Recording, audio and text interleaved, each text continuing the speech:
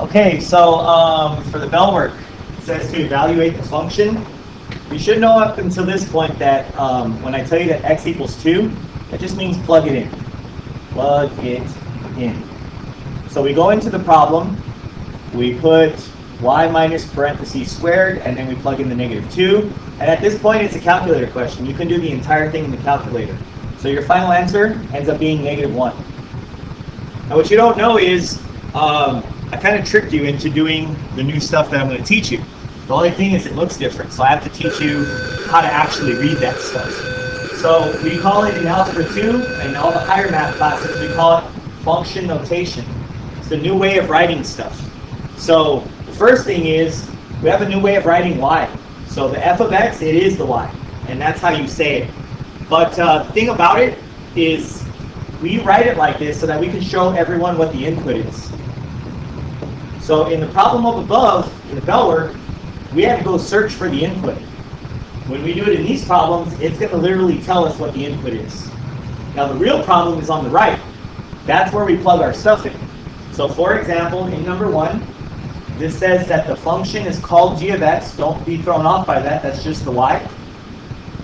We also put these letters in the front to distinguish between different types of problems, because you'll see later that we'll be working with different problems, and so we have to have different names so we know which one to use. So this says g of 12. So all this means right here is plug in x equals 12. So we put 2 radical, parentheses -3, and then I stick the 12 inside. So again, since this problem has nothing but numbers in it, we can type the whole thing in the calculator and get our result. So we end up with an answer of 6. Now if you don't have a calculator, you have to do PEMDAS, and then you'll still end up with the 6. So I'll do another one. So this one is called h of x. So when it says h of 1, that means plug in x equals -1 into the h problem. It would look like this, -3 parentheses squared plus 1. So basically your x is turned into parentheses, and then you just put the numbers in. I like to write all the stuff first and then go back and plug in, just so I can make sure that I have everything. Because if you don't write it down right, you're going to get it wrong.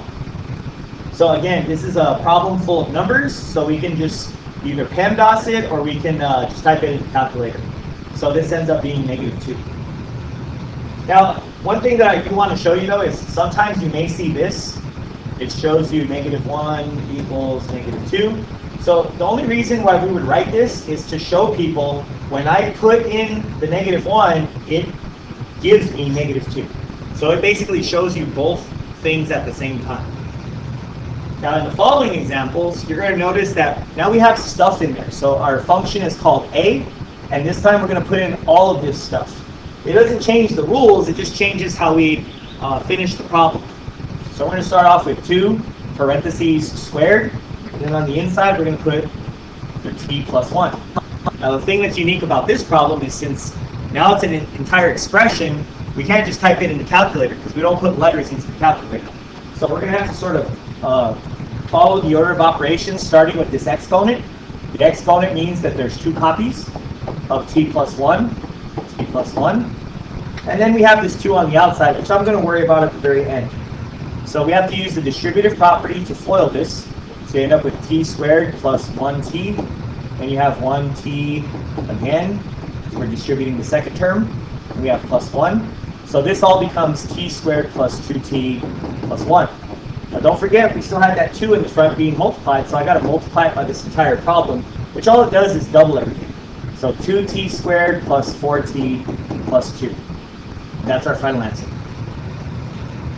The next question is very similar, except it has a fraction, but the fractions are not a big deal.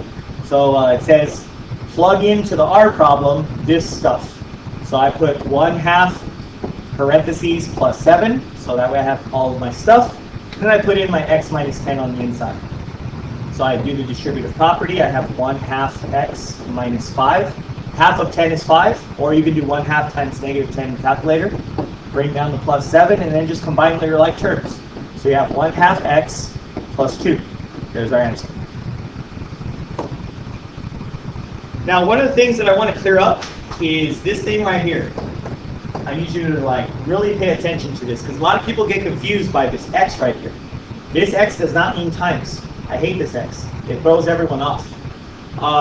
The operation that we're going to do is the stuff that's in between. And so a lot of times what you'll see me do is you'll see me rewrite the problem and separate it. Now this is still just a substitution problem. So we're going to go through and do a few. So here's why we have so many letters. We have to have these letters in the front so we know which problems we're talking about. So these are all the different functions that we're working with. So this first problem, it's really saying c of x plus f of x. So basically, we're going to take the c of x problem and add it to the f of x problem. So we're going to refer to the problems up at the top to just plug them in, and then we'll combine like terms. So the c of x problem is 2x squared minus 3, and the f of x problem is x squared minus 3x plus 4. Now typically we don't like to have these parentheses, and so right here, this plus sign separating them, it really has a 1 here and it distributes, and then there's a 1 here that distributes. But when you multiply by 1, it doesn't do anything. So you can just copy everything down without the parentheses. Then we combine like terms in order, starting with the highest exponent. So that would be 3x squared. Then we would go, so the highest exponent was 2, the next exponent would be 1. So I have a negative 3x there. Doesn't combine with anything else though, so I just put negative 3x. Then I put all my constants, so I have the negative 3 and the plus 4, so it's a plus 1, and that's my final answer. So what is that we just found? That is the result when you add those two problems together. You take the c of x problem and add it to f of x. Same thing here, I don't like this x, so I put g of x minus b of x. So we're going to take this problem, we're going to substitute. Anytime you substitute, use parentheses, and then you put the appropriate problem into the parentheses. So I have 5x minus 3 here. I'll have, let's see, the b problem. The b problem, there it is negative 3x plus 4. Now in the last problem, we had a plus in the middle. And you could just take off all the parentheses if you have a plus. But when you have a minus, the minus changes everything to the right to its opposite. So this turns into plus 3x. This turns into minus 4. Bring down the 5x minus 3, and you can combine your like terms. 5x plus 3x is 8x, and then negative 3 and negative 4 makes negative 7 for your final answer. So that's the result you get when you subtract the two problems. Next one is a multiplication. Don't worry about that x. So it's c of x times b of x. Actually, I put the parentheses wrong. Times b of x. So what does that mean? It means to take the two problems and times them together. So the c of x problem is 2x squared minus 3, and the b of x problem is negative 3x plus 4. So this is another FOIL question. FOIL means take this first one and distribute it twice. So that's negative 6x to the third. X squared times x is x to the third. You have 2 times 4 is 8, x squared.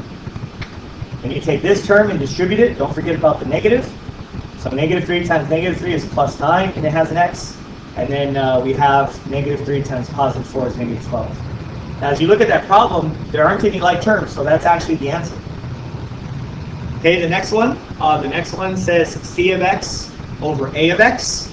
So this is a division problem. The funny thing about division is you don't know how to divide these expressions just yet. So honestly, this should be the easiest question on the test. So all it says is put the 2x squared minus 3, that's your c of x problem, on top of the a of x problem. So you put it on top of a, what is that, x minus 5. Yeah, that's your answer. That's the only one that you can't do stuff to. Now we're going to kind of get rid of this, and we're going to talk a little bit about domain. Yeah, let's talk about domain for a second. We got to talk about domain because domain is basically like numbers that work in your problem. So in most problems, they have a domain of all real numbers, which means all numbers work.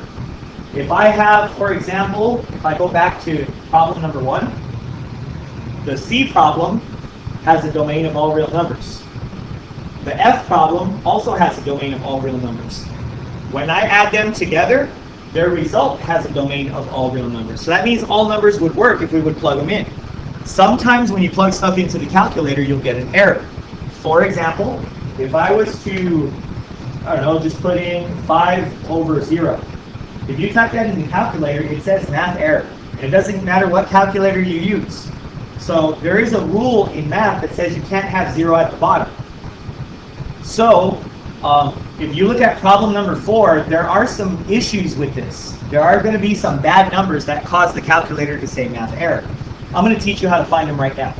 So if I was going to talk about your domain and the restrictions, or I'm going to talk about what numbers are not in the domain, it's going to come from the bottom. So the rule about the bottom is it's not allowed to equal 0. So we kind of break the rules and we set it equal to 0 so that we can find the bad number. So if I just solve for x equals 5 is not in the domain. That would be the answer. So why is it not in the domain? It's because as soon as I put it right here, this gives me 0 at the bottom, and if I divide by 0, I get a math error. So that's how you find numbers that are not in the domain. There's really only 2 scenarios you have to watch for. That's when you have a fraction with an x on the bottom, and the other one is if you have a square root, because if you have, say, square root of -4, there's no answer in the calculator. It says math error. Although later, in this math class, you will learn how to fix that.